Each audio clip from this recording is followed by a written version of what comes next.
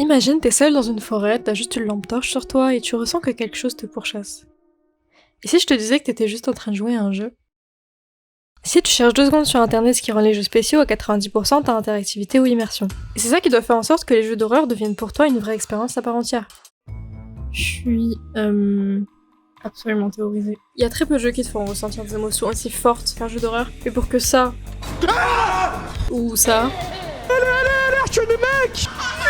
arrive, c'est pas simple. Et c'est un brio que certains devs y arrivent aussi bien. Parce qu'au fond, je te rappelle que t'es sur ta chaise dans ta chambre, donc comment les devs ils arrivent à te faire oublier qu'au fond t'es soumis à aucun danger personnellement. Mais qu'en même temps, tu t'accroches quand même à ta manette pour survivre. En fait, ce que je veux dire, c'est que si t'as vraiment juste trop peur, tu peux juste nope et quitter le jeu pour aller jouer à Stardew Valley, mais comment les devs ils arrivent à faire que même dans ta peur, t'es quand même captivé par le jeu? En fait, le genre horreur, c'est une évidence dans les jeux vidéo. Comme le jeu il t'implique dans son déroulement, si le jeu il te met à la place d'un mec qui essaie de s'échapper, bah c'est difficile de pas se sentir comme un mec qui essaie de s'échapper. Parfois, les jeux ils jouent sur tes phobies, et si par exemple t'as peur du noir, bah ça va vraiment te demander un effort pour surmonter ta propre peur comme si c'était réel. C'est le même procédé qui fait que t'es attaché à des personnages ou à une histoire et que t'es vraiment dedans. Mais si t'ajoutes à ça l'interactivité, bah y a plus vraiment de différence entre ça et la réalité. Mais en fait, comment ils font exactement pour nous faire peur? Déjà, première technique, le jeu il va te martyriser de A à Z. Et dans Outlast, ce qui fait le plus peur, c'est même pas tant l'environnement ou les monstres, parce que je peux juste te rendre aussi vulnérable que de juste te donner qu'une caméra en guise de défense.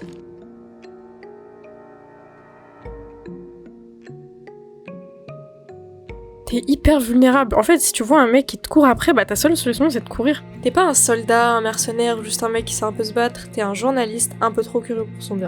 Si je te donne une arme dès le début du jeu, déjà t'es plus serein. S'il y a un truc qui m'arrive dessus, je lui tire dessus, fin. Dans Atlas, tu peux que prier qu'il te verra pas ou courir pour ta vie parce que le jeu il est suffisamment bien fait pour que t'aies vraiment peur de mourir.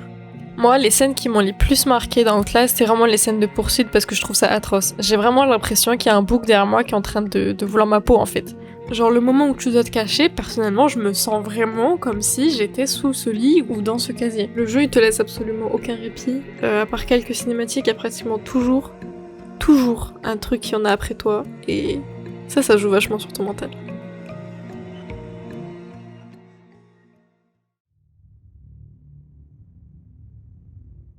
L'atmosphère, c'est vraiment ce qui va venir te prendre par la main et te faire entrer dans le jeu.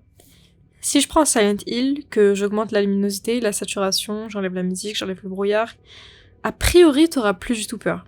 En fait, ce qui rend le jeu terrifiant sans même avoir à tomber dans des facilités comme les screamers incessants, c'est que t'y crois, parce que l'ambiance te fait ressentir quelque chose. Et Pity, purée, ce jeu, je sais pas j'avais quel âge quand j'y ai joué, mais j'avais définitivement pas l'âge d'y jouer. Je crois que c'est l'un des jeux les plus terrifiants qui est.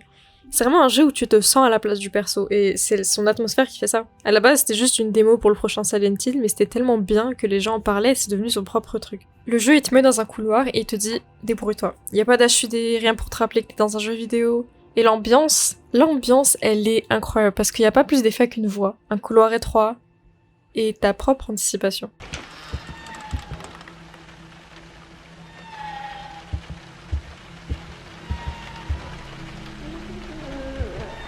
Et puis il y a des effets trop smart, regardez. Sur la gauche, là, va y avoir un porte-manteau et tu crois que c'est quelqu'un. Finalement, tu te rends compte que c'est un porte-manteau, donc t'es soulagé, et tu regardes devant toi. Et c'est là, pile à ce moment-là, que bam, tu te prends un screamer de la porte. C'est là qu'on voit que chez Kojima, ils avaient absolument tout compris sur comment est-ce qu'on faisait un bon jeu vidéo d'horreur. Et il y a aussi un détail qu'on remarque pas forcément, c'est que si on écoute bien, les pas ressemblent à des battements de cœur.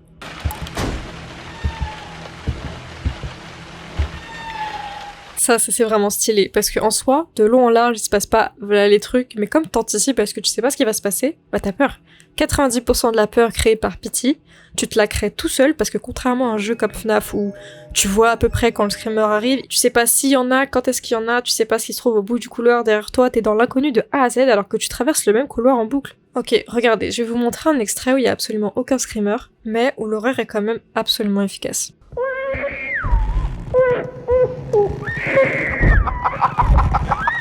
Là, c'est un passage où t'es un peu submergé. T'as un frigo qui pend, t'as un bébé qui pleure, une femme qui rigole.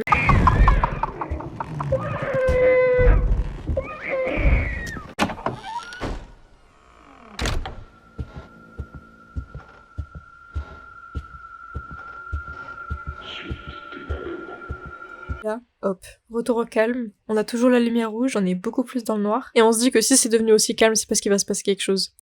Là, vous voyez qu'ils ont même pas besoin de screamer pour nous faire peur, parce que l'atmosphère est juste hyper travaillée. Et Pity va jouer avec toi comme ça, de A à Z.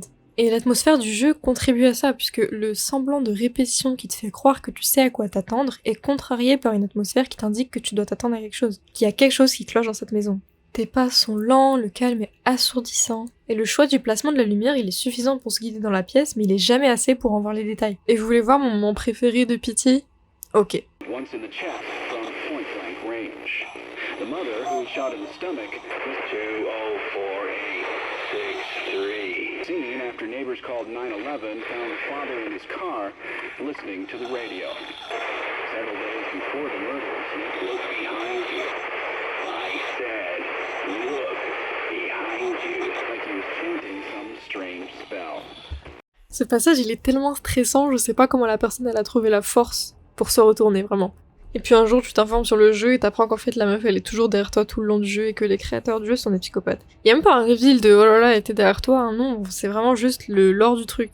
En fait, les game designers ils doivent travailler sur toute une ambiance et le moindre truc peut te faire sortir totalement du jeu. Faut que je fasse attention à récupérer ces trucs là. Wow. Pourquoi? Ah, ça s'est ouvert. J'étais dedans. Je joue si mal qu'on rate tous les screamers. C'est incroyable. C'est lent. Hein. Oh, qu'est-ce que c'est lent, frère. Oh, infernal. Faut que je leur apprenne à faire des jeux d'horreur. Je suis désolé, hein, les amis. Je suis prétentieux de dire ça, mais vraiment, il y a des trucs qui vont pas, quoi. Frère, ça me fait pas peur qu'une lumière fasse ça, en fait. Regarde. Oh mon dieu, j'ai peur. En fait, si le jeu il te fait rire, c'est fini. Tu pourras plus jamais prendre le jeu au sérieux et c'est irrécupérable.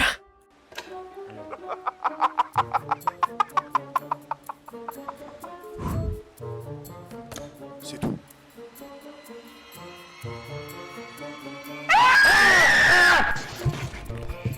Ça pue sa mère. Tout ça pour dire que l'atmosphère c'est le plus important quand tu fais un jeu d'horreur, parce que la clé d'un bon jeu d'horreur c'est de faire croire au joueur qu'il est vraiment en train de vivre le truc. Et ça passe par l'immersion. Dans Pity, Silent Hill, beaucoup de l'immersion elle est due au fait qu'on te met dans un endroit auquel tu crois. T'es pas sur une map, t'es dans une ville ou dans une maison. Il y a des jeux auxquels on s'attend pas quand on parle d'horreur, mais quand ils jouent tu peux pas t'empêcher d'être terrifié.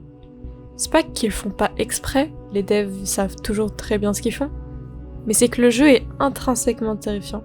Genre Subnautica.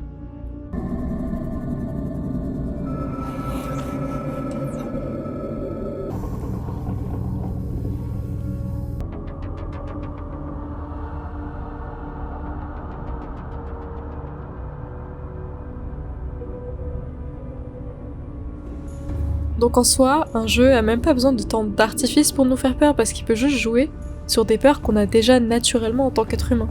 Je te mets dans un endroit où t'es pas censé être, genre les fonds marins, je mets un bruit que seule une créature de 20 mètres de large pourrait faire et bim, t'as peur.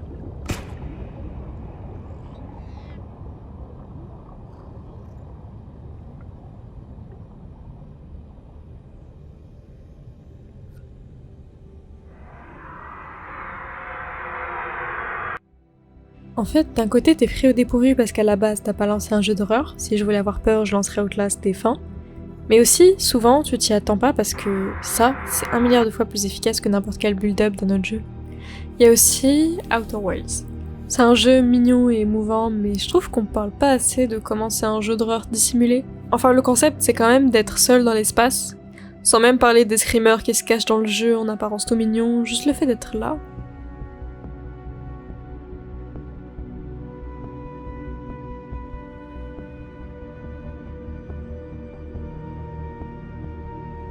Le seul bruit étant ta respiration, que t'es dans le vide.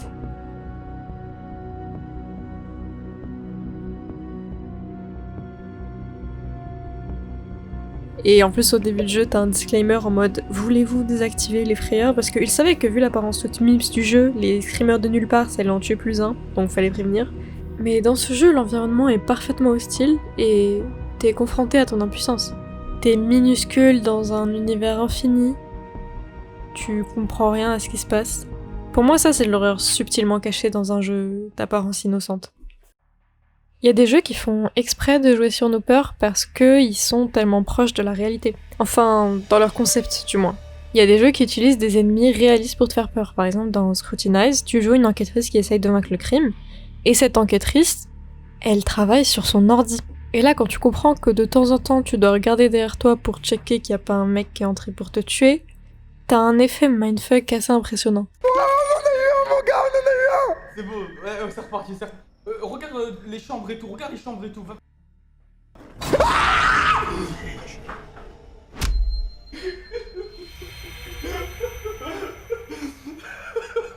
Ça fait que le jeu, il a même pas besoin de faire grand chose pour nous faire peur.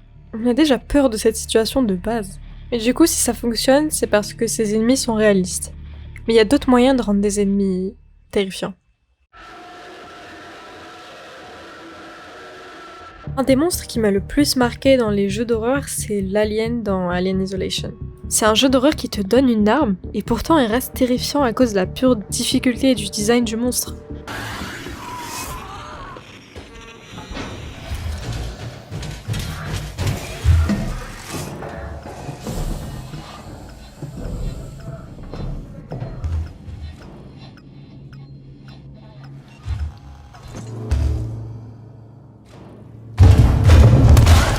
Dans cette scène, il se passe un truc vraiment pas anodin. Le monstre vient le chercher dans sa cachette. Et ça en fait un monstre vraiment terrifiant parce que t'as jamais vraiment de répit en fait. Il y a une catégorie à part d'horreur qui fonctionne grâce à ces monstres qui te marquent parce qu'ils t'ont trauma. Genre le plus récent que j'ai en tête, c'est le bébé dans Resident Evil. Genre je me souviens, les réactions à ce bébé étaient tellement viscérales, tout le monde l'a détesté. Mais il y en a un en particulier qui m'a vraiment marqué. Et j'ai même pas besoin de te le montrer pour que tu le reconnaisses. C'est pour dire à quel point ce monstre, en particulier, il est devenu culte. Et tu couples ça au fait qu'il est extrêmement difficile à tuer, qu'il a une apparence assez terrifiante. C'est un monstre qui aura trauma à toute une génération. Mais il y a un truc vraiment essentiel aux jeux vidéo d'horreur dont j'ai pas encore parlé. Il y a ce truc que tout le monde déteste et anticipe parce que ça crée une vraie réaction physique, les jumpscares.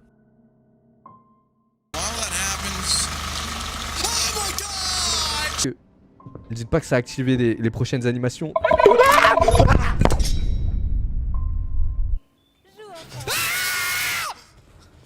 J'ai pas eu peur. Moi je les supporte assez bien parce que je m'en suis pris 1 milliard, mais pour qu'un jumpscare fonctionne vraiment, faut qu'il soit bien fait. Parce que par exemple, FNAF, avec tous les compliments que je peux faire à ce jeu, c'est vraiment un jeu où tu les sens quand même arriver et qui base pas mal de son horreur sur le fait que tu sais que tu vas t'en prendre un si tu fais pas gaffe. Les jeux qui font le plus peur, c'est ceux où tu sais qu'il y a un screamer quelque part qui t'attend, enfin tu crois parce que c'est un jeu d'horreur, mais qu'il arrive jamais. Ou au moins, qui se fait attendre. Je vais vous montrer un jeu qui le fait très très bien. Dans From the Darkness, on contrôle quelqu'un qui va aller dans un appartement plus ou moins étrange. Et ceux qui ont fait ce jeu, ils ont vraiment compris que ce qu'ils avaient besoin par-dessus tout, c'était vraiment une bonne atmosphère. Il n'y a pas forcément de musique, juste des bruits pas ordinaires, mais écoutez seulement.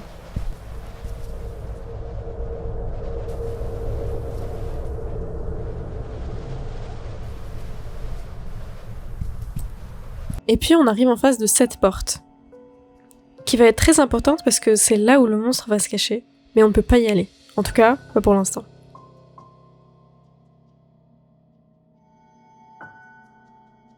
Et là, les frayeurs vont aller crescendo. Au début, une simple panne de courant, pour que t'apprennes à aller allumer les lumières.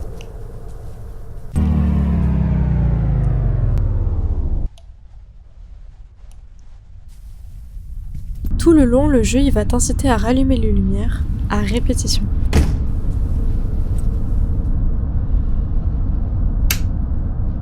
Jusqu'à ce qu'à un moment donné, t'allumes la lumière et il se passe un truc.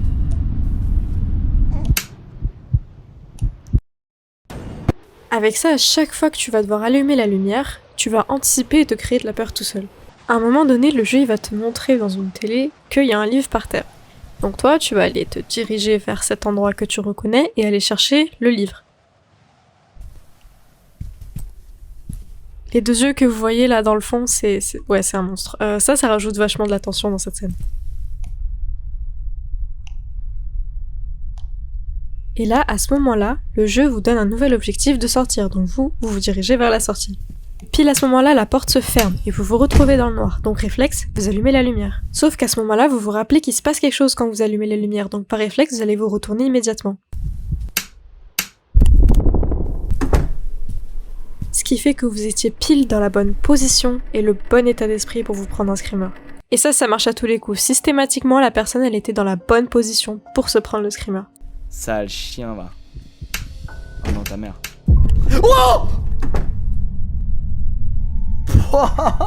Mais du coup, si tout est absolument fait pour qu'on ait peur, et que c'est si horrible que ça, pourquoi est-ce qu'on joue aux jeux vidéo d'horreur ? En fait, si vous avez déjà joué en groupe à des jeux d'horreur, vous savez qu'en même temps, les jeux d'horreur peuvent être vraiment drôles. Et c'est pour ça que je trouve que c'est un des genres les plus complets sur le marché. Je crois que les moments les plus drôles que j'ai jamais passés sur des jeux, c'était sur des jeux d'horreur, parce qu'il n'y a pas vraiment de danger, et voir tes potes ou ton streamer préféré trembler de peur, c'est super drôle. Et c'est un effet secondaire auquel on s'attend pas forcément dans un jeu d'horreur. Je veux dire qu'a priori, les gens qui font ces jeux n'ont pas l'intention d'être drôles, mais quand tu soustrais le danger à la peur, en fait c'est un sentiment plutôt drôle, surtout entre amis. Tu les vois jamais dans un état aussi vulnérable, et ça crée des réactions qui provoquent littéralement les meilleurs fous rires que j'ai jamais eu. Non, mais c'est pas une aventure qu'on voulait vivre, hein, de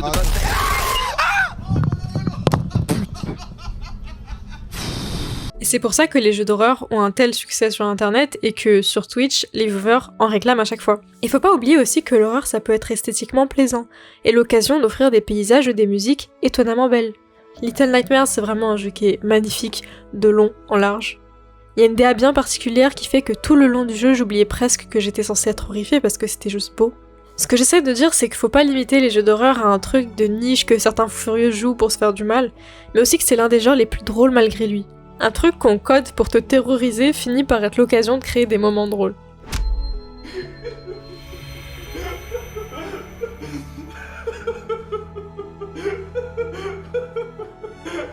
Parfois les jeux d'horreur c'est juste un prétexte pour s'amuser.